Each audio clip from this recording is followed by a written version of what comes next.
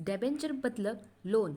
अब गाइस कोई भी कंपनी किस तरह डेबेंचर इशू करती है, हमने डेबेंचर का पूरा फीचर टाइप्स जो 8 मार्क्स का बहुत इंपॉर्टेंट आंसर है वो हमने चैप्टर 2 में देख लिया है, जिसका वीडियो आपको डिस्क्रिप्शन में आपको लिंक मिल जाएगा। सो गाइस इस चैप्टर में हम समझने वाले हैं कि कंपनी किस तरह डेबेंचर इशू करती है, और इसमें से गाइस आपका कौन सा 8 मार्क्स का आंसर है, और आपको फोर्थ चैप्टर बहुत छोटा सा है, क्या आपको लर्न करना है वो हम इस वीडियो में बात करने वाले हैं। सो पूरा वीडियो एंड तक देखना गाइस, एक भी पार्ट स्किप मत करना।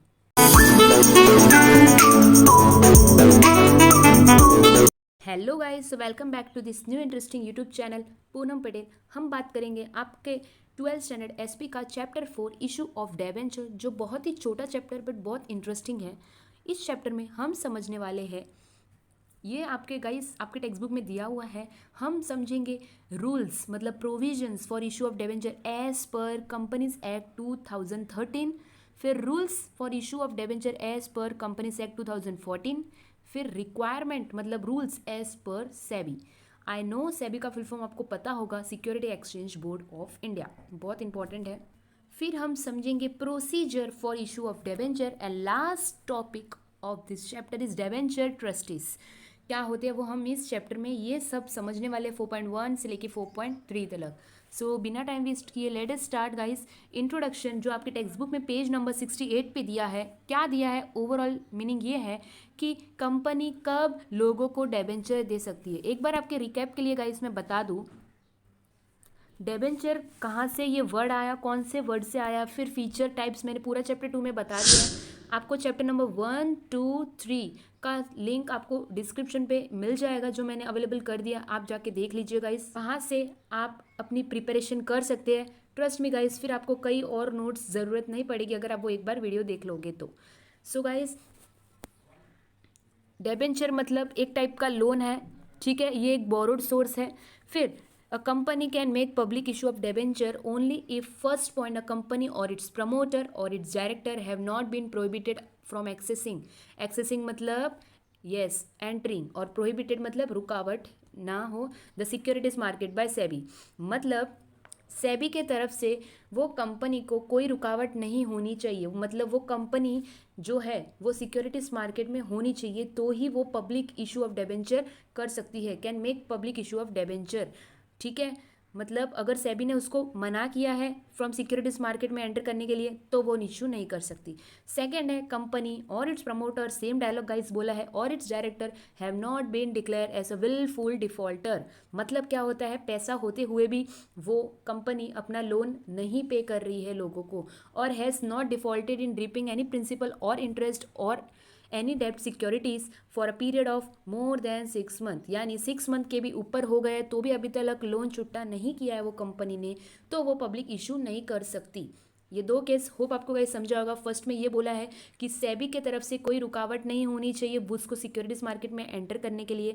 सेकंड बोला है कि पैसा होते हुए भी अगर वो नहीं भर रही है, लोगों को लोन अपना कर्ज नहीं दे रही है, नहीं छूटा कर रही है, तो भी वो इशू नहीं कर सकती, वो कंपनी उसको कर दिया जाएगा। और फिर बोला है वही सेकंड पॉइंट में, सेकंड पॉइंट ये बोला है 6 मंथ का, इसका ये है कि 6 महीने के भी ऊपर हो गए तो भी वो अपना इंटरेस्ट नहीं, मतलब प्रिंसिपल अमाउंट और इंटरेस्ट दोनों नहीं पे कर रही है, बट 6 मंथ के ऊपर हो गया है तो भी उसको ऐसा डिफॉल्ट कंपनी माना जाएगा। ये दो केस बोला है गाइस, खाली इसमें ये बोला है कि कंपनी कोई है ना, वो कब डेबेंचर इशू करती है बस। फिर आगे मैं बात करूँ गाइस, आपके पेज नंबर 68 पे जो दिया है बॉक्स, वो regulation governing issue of debenture is not important, खाली आपको रीड करना है। फिर 69 पे जो दो पैरा दिया छोटा सा, वही मैंने यहाँ पर आपको शो किया है। दो पैरा देखो guys, first a company can issue secured as well as unsecured, ये हमने टाइप्स में पढ़ा था, बहुत ईजी है ये पैरा, आपको एज अ गिव रीजन आ सकता है इन बोर्ड एग्जाम, सो समझ के रखना। तो कंपनी क्या इशू कर सकती है, कौन सा डिबेंचर, तो can issue secured as well as unsecured. जब सिक्योर्ड वर्ड आता है मतलब चार्ज ऑन असेट होता है, इसका मतलब क्या होता है कि अगर कंपनी के पास पैसा ना हो तो वो घर का सामान भी बेचकर, मतलब कंपनी का असेट भी बेचकर उसको पैसा देगी ज़रूर, तो इसको सिक्योर्ड बोलते हैं। अनसिक्योर्ड मतलब कोई सिक्योरिटी नहीं है, no charge on asset. It can issue non convertible debenture और debenture which can be converted fully और पार्टिली इनटू इक्विटी शेयर। मतलब क्या होता है, it can issue non convertible debenture और कन्वर्टेबल डेबेंचर मतलब उसने डेबेंचर लिया है बट वो चाहता है कि उसका आधा डेबेंचर लाइक 100 रुपीज़ का लिया है तो 50 वो चाहता है इक्विटी में चेंज करना है और 50 डेबेंचर ही रखना है, तो पार्टली फुल्ली इसको बोलते हैं। फिर all debentures are redeemable. Redeemable hope आपको पता होगा गाइस, एक बार फिर कह रही हूँ चैप्टर 2 समझ लेना, उसमें पूरा इक्विटी प्रेफरेंस और डेबेंचर का पूरा मैंने बताया था, क्योंकि वो आपका 1, 2 और 3 चैप्टर क्लियर, बेस क्लियर नहीं है गाइस, तो 4th चैप्टर से लेकर 12th तक कुछ भी आपको याद नहीं होगा, फिर आप रट्टा मारोगे तो आपको और प्रॉब्लम होगा। सो इसलिए गाइस खाली समझ के चलना, थोड़ा सा टाइम लगेगा बट वो वीडियो ज़रूर देखना। रिडीमेबल मतलब क्या होता है, that is have to be repaid, मतलब वापस रीपे करना, ठीक है। इरिडीमेबल, अभी इसमें क्या बोला है, all debenture are redeemable. Irredeemable मतलब नहीं देना, तो ऐसा तो नहीं हो सकता हम कभी लोन लेंगे बट देंगे नहीं, मतलब रिटर्न नहीं करेंगे, उस पर इंटरेस्ट नहीं भरेंगे, तो ऐसा नहीं होता, तो इसलिए रिडीमेबल ही होता है। कंपनी कैन इशू डेबेंचर, किसको इशू कर सकती है, पहला पॉइंट अंडरलाइन करके लिख देना, मेंबर्स। Second, public offer.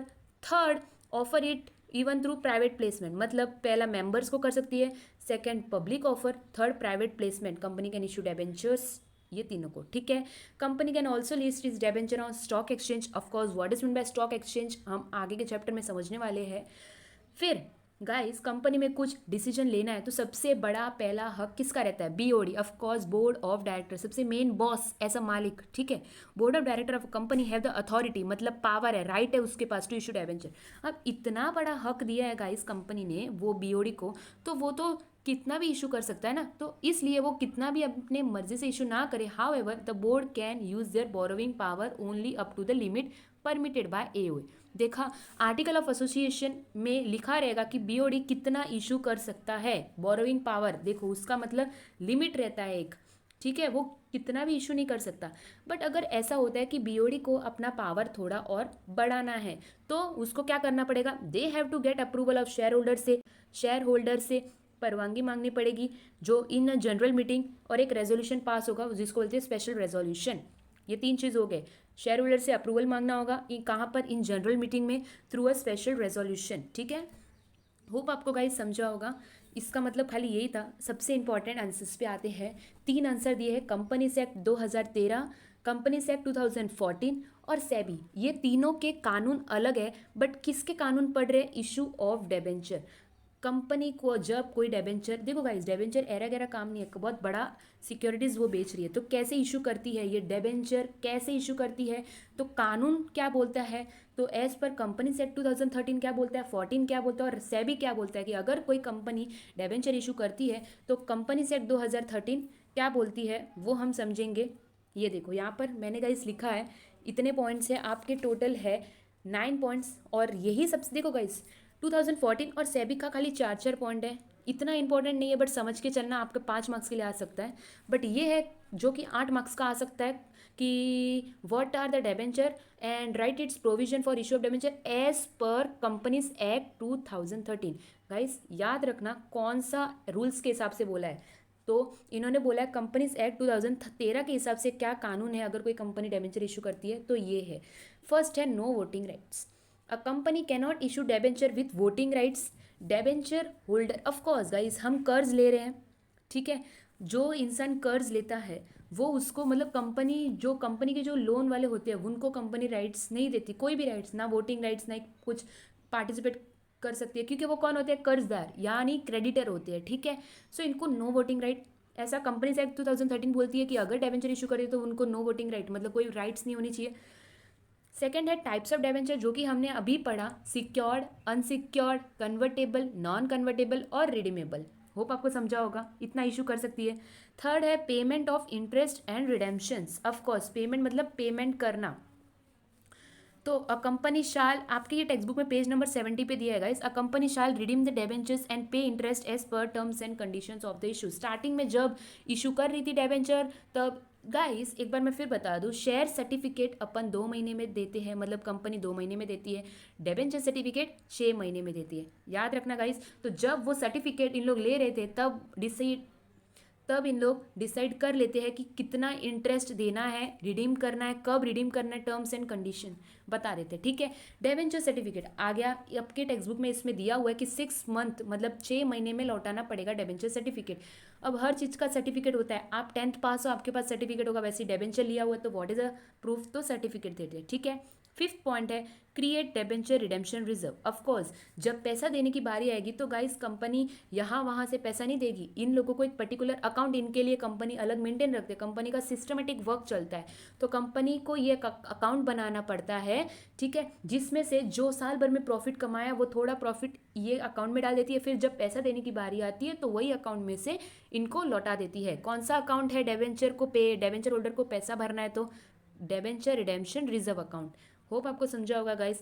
फिर सिक्स्थ है appoint of debenture trustees. Of course what is mean by trustees? Trustees मतलब दलाल, यानी प्रोटेक्ट करते हैं फॉर अपना इंटरेस्ट। फॉर एग्जांपल कंपनी कभी अपने डेबेंचर होल्डर को इंटरेस्ट मतलब नहीं दे पैसा, तो ये लोग होते हैं, ये इंसान होते हैं डेबेंचर ट्रस्टीज, जो कि उनको हक दिलवाते हैं कि कंपनी का फर्ज बनता है कि वो उसको दे, ठीक है।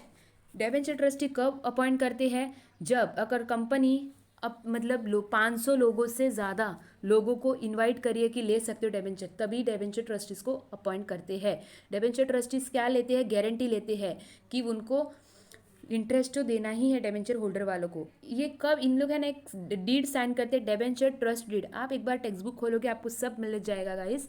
Debenture trust deed agreement sign होता है between debenture trustees and company की, हाँ अपन एक अग्रीमेंट साइन कर रहे हैं, प्रूफ है, जिसमें कंपनी अगर भविष्य में वो नहीं लौटा पाई लोगों को पैसा तो उसने मतलब ट्रस्टी है जो कि हक दिलवाएगा उनको, who protect the interest of debenture holder, ठीक है। सेवेंथ है debenture trustees can approach NCLT, फिर इम्पोज रेस्ट्रिक्शन, फिर punishment for contravention of provisions of companies acts. अब गाइस समझना, ये जो है appoint debenture trustees can approach NCLT, फिर इम्पोज रेस्ट्रिक्शंस और पनिशमेंट, ये लिंक से है। फॉर एग्जांपल अगर किसी को हक नहीं मिलता, कंपनी नहीं देती है डेबेंचर होल्डर को अपना पैसा नहीं लौटाती है, तो डेबेंचर ट्रस्टी जाएगा, कैन अप्रोच मतलब बात करेगा एनसीएलटी। एनसीएलटी का फुल फॉर्म है नेशनल कंपनी लॉ ट्रिब्यूनल, ये बड़ी सी कंपनी रहती है, ठीक है, जो इसको जाके कंप्लेन करेगा एनसीएलटी को, लॉ को, ठीक है, कोर्ट में।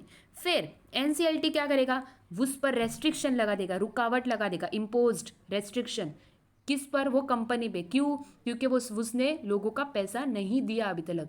फिर रुकावट लगा देगा, फिर उसको पनिशमेंट मिलेगा, या तो उसको जेल होगी, या तो उसको फाइन भरना पड़ेगा, या तो जो एक्ट के हिसाब से कानून बने हैं, या तो दोनों होगा, ठीक है। पनिशमेंट फॉर कॉन्ट्रावेंशन अगेंस्ट मतलब कोई रूल्स के अगेंस्ट जा रहा है, लाइक कंपनीज एक्ट के हिसाब से कोई कंपनी, अगर ये कंपनीज एक्ट 2013 के हिसाब से कोई कंपनी डेबेंचर इशू कर रही है और ये कानून फॉलो नहीं कर रही है, तो उसको प्रॉब्लम हो सकता है, या तो फाइन भरना पड़ेगा, या तो जेल हो सकता है, तो दोनों हो सकता है, या तो कुछ और पनिशमेंट हो सकता है। कब होगा ये लास्ट वाला आपका? जब कोई ये कानून एज पर कंपनीज एक्ट 2013 के हिसाब से कोई कंपनी ने डेबेंचर इशू नहीं किया है। बस गाइस इतना सही था आपका ये जो था, होप आपको समझा होगा गाइस, मैंने लिंक के हिसाब से समझाया आपको। गाइस जब आप रीड करो या आपको नहीं लर्न हो रहा है तो आप मुझे कमेंट, एक चीज़ होती है गाइस, आपके यूट्यूब बस वीडियो स्टॉप करके नीचे ही दिया है, या तो आपको कुछ डाउट नहीं है, तो आपको अच्छा लगा हो मेरा एक्सप्लेनेशन, आगे और इस टाइप के वीडियोस चाहिए, तो गाइस एक तरह का हमको मोटिवेट मिलता है कि हाँ आप लोग देख रहे हो, आप सपोर्ट कर रहे हो, तो आप कमेंट गाइस ज़रूर कीजिए, जिससे मेरे को ये पता चलेगा कि आप देख रहे हो वीडियो और आपको समझा भी है। और guys also join my Telegram group, most of आपने ज्वाइन कर दिया है आई नो, बट एक बार देख लेना, जिन जो लोगों ने ज्वाइन नहीं किया है हो जाइए, वहाँ पर आपको डेली के अपडेट्स मिलते हैं कि कौन सा मैं वीडियो पोस्ट करने वाली हूँ, और आपके मैं वहाँ पर पॉइंट ऑफ व्यू पूछती हूँ आपको क्या रिक्वायरमेंट है अभी। तो गाइज ज्वाइन हो जाए ना, सब लिंक आपको डिस्क्रिप्शन में अच्छे से देखोगे, आपको लाइन वाइज मैंने प्रॉपर अवेलेबल किया आपके लिए। तो होप आपको provision for issue of debenture as per companies act 2013 समझा होगा। सो गाइज फिर हमने बेसिक सा, मैंने ओवरऑल ये टेबल का मतलब समझा दिया था, फिर ये जो पैरा आपके टेक्स्ट बुक में दिया हुआ है सब मैंने अच्छे से बता दिया। नेक्स्ट लेक्चर में हम करेंगे रूल्स क्या है 2014 के हिसाब से, क्या रूल्स है, आज हमने 2013 के हिसाब से समझा। सो गाइज ये पूरा वीडियो अच्छे से आपको होप समझा होगा। नेक्स्ट वीडियो हमारा होगा provision as per companies act 2014। So guys कुछ भी डाउट है let me know in the comment section. So guys अगर समझा हो, अच्छा लगा, do like share and subscribe as much as you can, and guys अपने फ्रेंड्स को भी फॉरवर्ड कीजिए ताकि उनको भी हेल्प मिले। Stay happy, stay safe, thank you all. अब मिलते हैं next new interesting YouTube video में।